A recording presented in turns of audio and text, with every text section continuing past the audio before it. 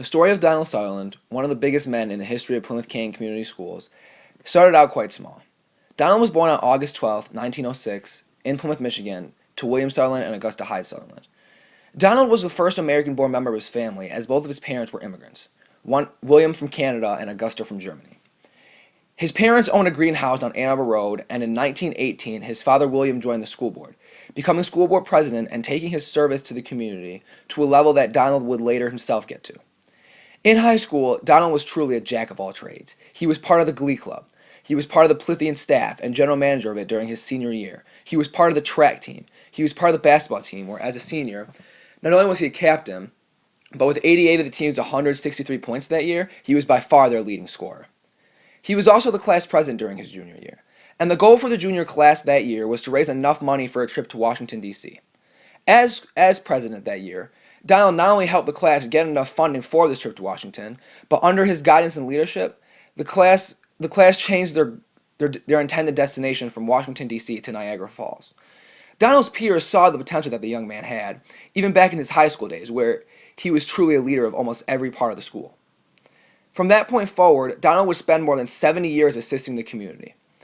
After graduating from Plymouth High School in 1923, Donald would go on to Michigan State Normal College, now known as EMU, and marry class of 1925 graduate Juanita Coe.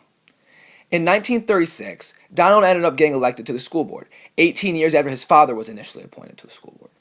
Donald instantly made a splash, as he and his fellow board members voted to abolish a controversial rule stating that a married woman was unable to be a part of this district's teaching faculty.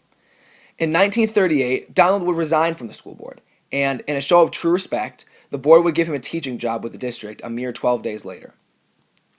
Donald didn't teach for too long, however, because by 1944, not only was he back on the board, but he was a secretary for the school board, reaching an executive position just like his dad had done decades prior. In 1948, Donald made it to the top of the board as its president, and while under his leadership, the board made it required for all teachers to have a bachelor's degree in order to teach here, thus improving the quality of our education. In 1960, Donald moved on from the board and was appointed to represent our school district in an advisory area in a Henry Ford study to determine the need for elevators in all new buildings constructed, again showing his commitment to progressing our community in any way that he could. Donald's contributions weren't only to our schools, however. In 1951, Donald Sutherland helped found the accounting firm Sutherland & Yo, an accounting firm that is still operating out of Plymouth to this day.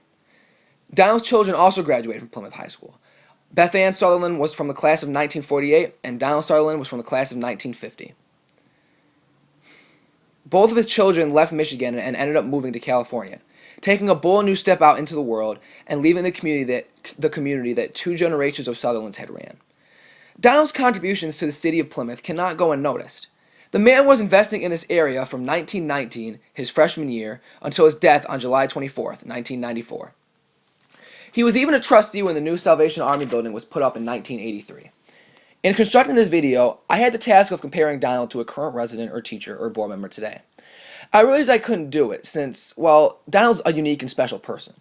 Not only is he the only man to be a student, teacher, and board member in our district's illustrious history, but he was also a leader of his community for over 70 years, and for a man of his incredible talent and potential to come back here and literally spend his life bettering our community, that is a remarkable thing, one that not only isn't seen today, but typically isn't ever seen, no matter what time period you're in.